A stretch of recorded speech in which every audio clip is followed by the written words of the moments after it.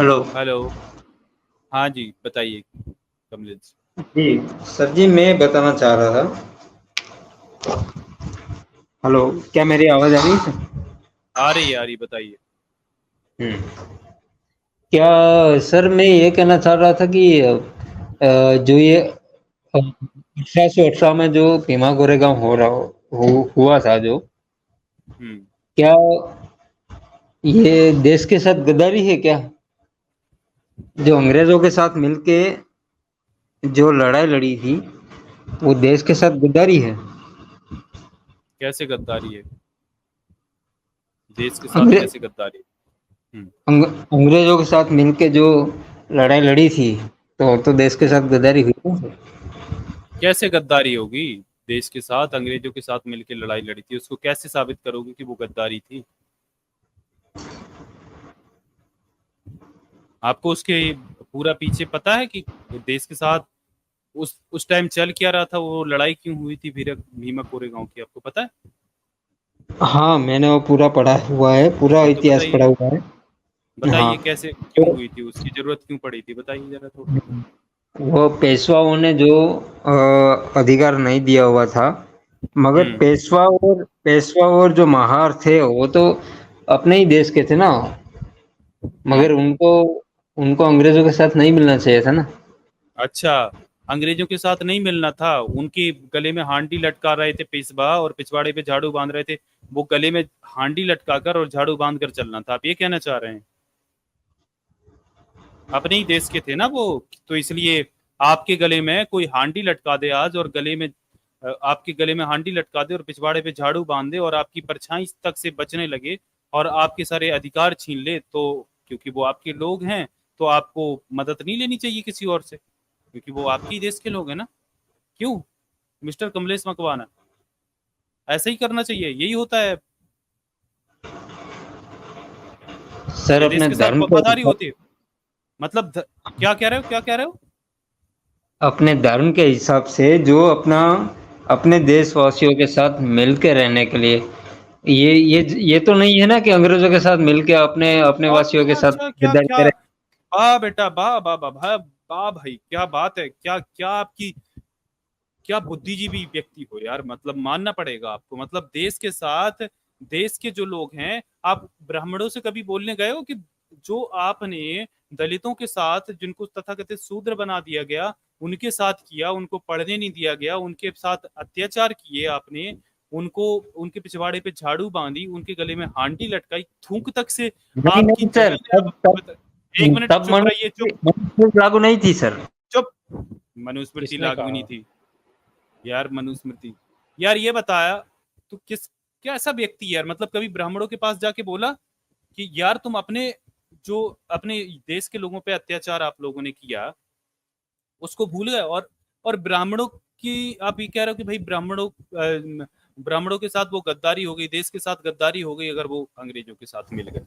तो मेरे भाई आप ये बताओ कि जो ब्राह्मण दरबारी बने रहे मुगलों के, राजपूत अपनी बेटियां तक ब्याहते रहे उनके हाँ, साथ, बिल्कुल। वो देश के साथ गद्दारी नहीं थी, वो क्या था? वो मुगल प्रेम, उसको क्या कहेंगे ब्राह्मणों और राजपूतों का मुगल प्रेम? वो जोधाबाई कौन थी? महाराष्ट्र में जोधाबाई नहीं हो कौन थी? रहा। जोधाबाई कौन थी? मतलब अब ये भी लोकेशन से भी फर्क महाराष्ट्र पड़ में नहीं जाएगा हो कि रहा था। महाराष्ट्र में नहीं होगा। अब नहीं, महाराष्ट्र भारत से अलग आता है। अभी देश की बात हो रही थी, अब सिर्फ महाराष्ट्र की बात होने लगी। क्या यार, मतलब हिपोक्रेसी सर, की तब सीमा होती है। तब कहाँ भारत था सर? तब भारत थोड़ी था, सब अपने अपने राज्य से लड़ रहे थे ना सर। तो फिर तो देश फिर कैसे, देश फिर द्रोह, तुम्हारा तो फिर देश, देश कैसे बन गया फिर? फिर देश कैसे बन गया? तुमने देश की बात करी अभी, फिर देश कैसे बन गया था फिर तुम्हारा? देश के साथ गद्दारी कैसे हो गई जब? फिर देश कौन सा तब देश धर्म था फिर आपका? धर्म के साथ गद्दारी हुई थी सर। धर्म? अच्छा, कैसा धर्म के धर्म? साथ गद्दारी। और ये देखो भाई, ऋग्वेद में क्या लिखा है तुम्हारे, अब बताओ, ये आपका धर्म ग्रंथ है कि आप बाप बेटी से संबंध बना रहा है? ये आपका धर्म है? सर जी, बताओ मेरी भाई, बात सुन लीजिए सर। बताओ ये बाप बेटी से संबंध क्यों बना रहा है? मेरी पूरी बात तो सुन लीजिए सर। मैं आपको ये कहना चाह रहा हूँ कि 1818 में तो ऐसा था ही नहीं, क्योंकि जब तक मुगल आ गए थे तब तक जो ये जातिवाद था वो तब तक रहा ही नहीं था।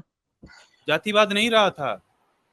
जब मुगल आ गए थे तब मुगलों के राज में जातिवाद था ही नहीं। ये अच्छा। जो भी ये रखा था, ये ब्राह्मणों ने ये सब कुछ मिटा दिया था मुगलों ने। मुगलों ने फिर मिटा इन दिया था। अच्छा, मुगलों ने स- मिटा दिया था। अच्छा, कुछ मेरी पढ़े बात लिखे हो? मेरी बात कौन से सुन लीजिए, सब्जेक्ट से डबल मेरी बात ग्रेजुएट कौन? मेरी बात अरे सुन भाई लीजिए। सुनो, ये यहाँ पर गपोड़पंती नहीं चलती। बताओ कौन से सब्जेक्ट से डबल ग्रेजुएट किए हो, पूरी क्या किए हो बात सुन लीजिए सर, अरे पूरी भाई बात। भाई क्या किए हो ग्रेजुएशन में, बताओ पहले। ऐसे ही पोस्ट। म्यूट करोगे, ऐसा नहीं चलेगा सर। मेरी अरे बात म्यूट सुन करने लीजिए। से नहीं चलेगा, मैं आपका ज्ञान तो जान लूं भैया। आप डबल ग्रेजुएट हो, मेरे को ये बताओ आपने ग्रेजुएशन में क्या किया है? मैं आपको ये कहना चाहता हूँ सर। आपने पढ़ाई कहाँ तक की, मैं ये पूछ रहा हूँ। यहाँ पर घंटोल किस्म की बातें नहीं चलेंगी। आप बोले डबल ग्रेजुएट हो और आप हमको यहाँ बता रहे हो कि जातिवाद मुगल के आने से नहीं रहा था। तो मैं ये पूछ रहा हूँ आपने ग्रेजुएशन किया, क्या किया ग्रेजुएशन में, वो बताओ। आपने डबल ग्रेजुएशन की है तो क्या क्या किया है आपने ग्रेजुएशन में, कौन सी डिग्री आपको ली है मैं भाई साहब? आपको मैं सर्टिफिकेट ईमेल कर दूंगा, पहले मेरी बात सुन नहीं, लीजिए। हमें ईमेल नहीं चाहिए, हमें ईमेल नहीं चाहिए। आपका हिस्ट्री सब्जेक्ट है क्या? मैं सिर्फ इतना जानना चाहता हूँ, आपने हिस्ट्री पढ़ी है जो आप ये बातें कह रहे हो? आप इतना बता दीजिए। सुनना तो नहीं चाहते, बस ऐसे ही बोल रहे हो सर। अरे सुन तो लीजिए पूछ रहा पहले। हूँ तो बताइए ना, पूछ रहा हूँ तो अच्छा, टू सुन द तो पॉइंट लीजिए बात सर। करिए। मैं पूछ रहा हूँ, आप डबल ग्रेजुएट है, आपने हिस्ट्री से किया है ग्रेजुएशन क्या? आपका हिस्ट्री सब्जेक्ट रहा है, आपने हिस्ट्री पढ़ी है क्या? जो मैंने पढ़ा है ना, वो कॉलेज में नहीं पढ़ा था, ठीक है ना सर। जो मैंने पढ़ा अच्छा, है कॉलेज में नहीं वो अरे तो कॉलेज में नहीं आपका पढ़ा। हिस्ट्री सब्जेक्ट रहा है कि नहीं मेरे भैया? रहा है, आपका रहा है, इसीलिए मैं आपके रहा साथ है, बात कर रहा हूँ सर। रहा है। अच्छा, आपका आपका हिस्ट्री इसीलिए मैं सब्जेक्ट आपके साथ रहा है। बात करने आया हूँ, आप सुन हाँ लीजिए तो पहले। ठीक है, अब मैं पूछता हूँ आपका हिस्ट्री सब्जेक्ट रहा है। तो अब आप मेरे को ये बताइए कि आपने कैथरीन मेयो का नाम सुना है, जो अमेरिकन हिस्टोरियन है? सुना है। सुना है। उसने क्या लिखा है इस देश के बारे में, पढ़ा है आपने? उसकी जो मदर इंडिया किताब है कैथरीन मेयो की, या मैं खोलूं? आपको मेरी बात तो सुननी नहीं है, आपको अपनी नहीं इस सुनूंगा, नहीं सुनूंगा, क्योंकि फॉल्स क्लेम यहाँ पर नहीं चलते भैया। मैंने यहाँ पर ये क्लेम कुछ आपकी किया ही कपोड़ी। नहीं है। पहले तो पहली बात तो है कि मैंने कुछ क्लेम किया ही नहीं है। आपको सुनना अरे ही नहीं है भाई मेरी पहली तो बात। क्लेम नहीं है तो मेरी क्या है बात कि भाई मुगलों के टाइम में जातिवाद नहीं था कि हम यहाँ पर, तुमने यार कितना मैं हिस्ट्री क्या पढ़ा है ये कहना बताओ। चाहता हूँ ये तो सुन लीजिए सर जी पहले। मैं क्या ये कहना चाहता हूँ ये तो सुन लीजिए पहले। चलिए, हमारे साथ मॉरल हाँ टीचर सर भाई, भी आ गए। मॉरल टीचर से जय भीम। जय भीम। सभी दर्शकों को जय भीम और सभी पैनलिस्ट को जय भीम। न्यूटन जी, आजाद जी, जय सभी को भीम जय सर। भीम। और प्यारे टुन्नी भाई को भी जय भीम।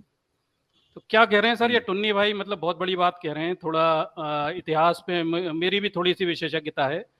हाँ तो टुन्नी जी भाई, जी। मैं ये पूछ रहा हूँ कि पहला एंग्लो मराठा वॉर हुआ था, अंग्रेज और मराठा युद्ध हुआ था, तो उसमें पेशवाओं ने समझौते कर लिए थे। कौन कौन से पेशवा थे जिन्होंने अंग्रेजों से समझौते किए थे, बताएं जरा। हाँ भाई टुन्नी भाई, शुरू करिए। पूरी बात सुनोगे तो मैं बात नहीं नहीं, करूंगा सर। हाँ हाँ, अरे आपने कहा ना आपने पढ़ा हुआ है, आप आखिरी पेशवा की बात पे उतर आए। तो कितने एंग्लो मराठा वॉर हुए थे, थोड़ा सा बताएं, फिर अपन आखिरी पेशवा तक पहुंचते हैं। और फिर महार गद्दार थे कि नहीं, ये भी फैसला हो जाएगा कि पेशवा ही गद्दार थे, पहले ही अंग्रेजों से समझौता कर बैठे थे। सिंधिया भोसले होलकरों ने पहले ही अंग्रेजों से समझौता और संधियां कर ली थी। थोड़ा अपन एंग्लो मराठा वॉर पे चलते हैं। चलिए टुन्नी भाई, तो थोड़ा बताएं पहला एंग्लो मराठा वॉर कौन कौन के बीच में हुआ, और अंत में समझौते में क्या क्या हुआ, और कौन पेशवा पद के लिए अंग्रेजों से सेटिंग कर बैठा था, थोड़ा बताओ। चलो इतिहास पे ज्ञान पहले दो, चलो पेलो पहले पेलो इतिहास। पहले मैं कहना चाहता हूँ कि 5 मिनट के लिए कोई बोलेगा नहीं। नहीं तो नहीं मैं नहीं, वो कोई नहीं बोल यहाँ रहा, पर मैं ऐसा अकेला कुछ बोल नहीं रहा हूँ, चलता। मैं अकेला बोल रहा हूँ। चलो शुरू हो जाओ, पहले पहला एंग्लो मराठा वॉर बताओ, शुरू हो जाओ चलो। पेशवा कौन, पेशवा ठीक है, दलाल ठीक था है, जो अंग्रेजों से मिल गया था, बताओ जल्दी। ठीक है, ठीक है, मैं बोल रहा हूँ।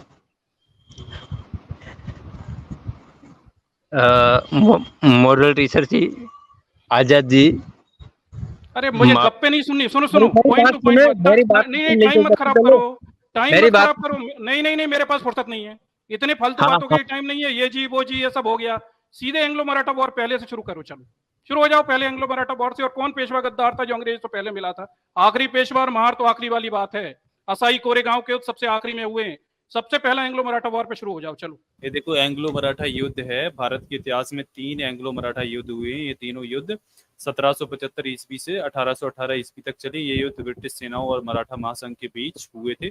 इन युद्धों का परिणाम यह हुआ कि मराठा महासंघ का पूरी तरह से विनाश हो गया। मराठों में पहले से ही आपस में काफी भेदभाव थे, जिस कारण वह अंग्रेजों के विरुद्ध एकजुट नहीं हो सके। जहां रघुनाथ राव ने ईस्ट इंडिया कंपनी से मित्रता करके पेशवा बनने का सपना देखा और अंग्रेजों के साथ सूरत की संधि की, वहीं बाजीराव द्वितीय ने बसीन भागकर अंग्रेजों के साथ पहली बसीन की संधि 1803 से 1806 की और दूसरी बसीन की संधि 1817 से 1818 की स्वतंत्रता को बेच दिया। पहला युद्ध 1775 से 1782 ईस्वी रघुनाथ राव द्वारा महासंघ के पेशवा मुख्यमंत्री के दावे को लेकर ब्रिटिश समर्थन से प्रारंभ हुआ। जनवरी 1779 में बड़ा गांव में अंग्रेज पराजित हो गए, लेकिन उन्होंने मराठों के साथ सालबाई की संधि मई 1782 ईस्वी होने तक युद्ध जारी रखा। इसमें अंग्रेजों को बंबई वर्तमान मुंबई के पास सालसेत द्वीप पर कब्जे के रूप में एकमात्र भाग मिला। 1818 ईस्वी में बाजीराव द्वितीय ने अंग्रेजों के आगे आत्मसमर्पण कर दिया। अंग्रेजों ने उसे बंदी बनाकर बिठूर भेज दिया, जहां 1853 में उसकी मृत्यु हो गई। मराठों के पतन में मुख्य भूमिका बाजीराव द्वितीय की ही रही थी, जिसने अपनी कायरता और धोखेबाजी से संपूर्ण मराठों और अपने कुल को कलंकित किया था। तो ये देखिए गद्दारी का इतिहास तो वही मराठों का, इन्होंने तो वही मित्रता कर ली थी अंग्रेजों से और ये मिल गए थे। हाँ आजाद जी, इसमें ये चीज मैं क्लियर कर देता हूँ। देखिए इसमें क्या स्थिति है कि जो मराठा पेशवा थे ये जो शिवाजी के जो वंशज थे औरंगजेब के बाद, वो साहू जी को ले जाता है। उसके बाद वो गिरफ्तारी में रखता है साहू जी को औरंगजेब। यहाँ पे मराठा जो पेशवा थे, शिवाजी ने अपने अष्टप्रधान बनाए हुए थे। ये जो पेशवा लोग रहते हैं ब्राह्मण, ये सत्ता पे कब्जा कर लेते हैं। बालाजी विश्वनाथ पहले पेशवा बनते हैं और वो ब्राह्मणी व्यवस्था चलाने लगते हैं। उसके बाद बालाजी विश्वनाथ के बाद बाजीराव आते हैं, बाजीराव प्रथम, जैसे बाजीराव मस्तानी भी कहते हैं। और बाजीराव प्रथम के बाद बाजीराव आते हैं और बाजीराव का युद्ध हो जाता है नाना साहब पेशवा से। इनसे क्या बोलते हैं, बाजीराव जो थे, नाना साहब पेशवा नाम है उनका, और उनका युद्ध हो जाता है वहां जाके अहमद शाह अब्दाली से, पानीपत का तीसरा युद्ध, और ये हार जाते हैं। सिंधिया भोसले होलकर भगोड़े रहते हैं, ये वापस आ जाते हैं, अपने अपने क्षेत्रों पर कब्जा कर लेते हैं। उसके बाद सिंधिया भोसले होलकर हैं, इनमें मराठा के पेशवाई पद के लिए लड़ाई हो जाती है और इसी पेशवाई पद के लड़ाई के चक्कर में अंग्रेज इस मामले में इंटरफियर करते हैं। ठीक है, ये थोड़ा सा बैकग्राउंड है। इस बैकग्राउंड में पूरी लड़ाई होती है। सिंधिया पेशवा बन जाते हैं, वो ज्यादा दारू पीते हैं, मर जाते हैं। उसके बाद देखिए, उसके बाद ये पूरा मामला विवाद में चला जाता है। रघुनाथ राव और नारायण राव आपस में लड़ जाते हैं पेशवा पद के लिए, ये लड़ाई चलती है और फिर अंग्रेजों का इसमें इंटरफेयर होता है। फिर ये जो रघुनाथ राव रहता है, अपनी पद को बचाने के लिए अंग्रेजों से संधि कर लेता है। जब पहला एंग्लो मराठा वॉर होता है, ये पहला एंग्लो मराठा वॉर है, अंग्रेज और मराठाओं के बीच का युद्ध है। उसके बाद दूसरा एंग्लो मराठा वॉर होता है, तब सिंधिया भोसले होलकर ज्यादातर सहायक संधियां कर लेते हैं। फिर तीसरा एंग्लो मराठा वॉर है, जिसमें ज्यादातर अधीनस्थ संधियां कर लेते हैं, अंग्रेजों की अधीनता स्वीकार लेते हैं। तीसरे एंग्लो मराठा वॉर के सबसे अंत में भीमा कोरेगांव और असाई के युद्ध होते हैं। उस भीमा कोरेगांव और असाई के युद्ध के नाम पर यह आरोप लगाना कि महार लोग गद्दार थे, बिल्कुल झूठ है। क्योंकि इससे पहले ये पेशवा लोग पहले ही सिंधिया भोसले होलकर सब पेशवाई पद के लिए लड़ रहे थे, और जिसे पेशवाई नहीं मिलती थी वही अंग्रेजों से संधि कर लेता था, दोस्ती कर लेता था और दूसरे मराठाओं से लड़वा देता था। ये है पूरा इतिहास इनका।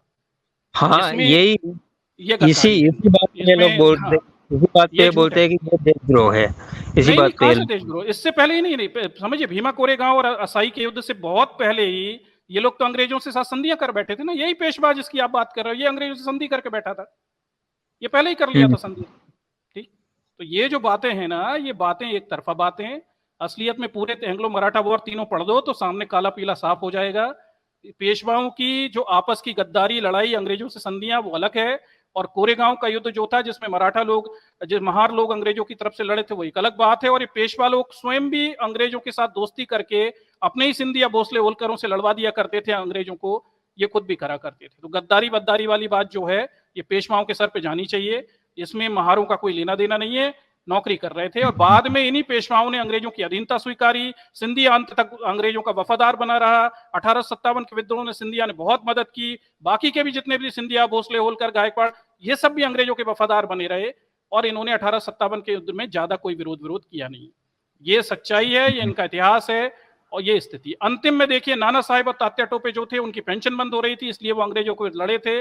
अंतिम पेशवा की जो आप बातें कर रहे हो, वो भी पेंशन बंद होने के लिए लड़े थे, नहीं तो खूब पेंशनें खा रहे थे और मजे मार रहे थे, ऐश कर रहे थे।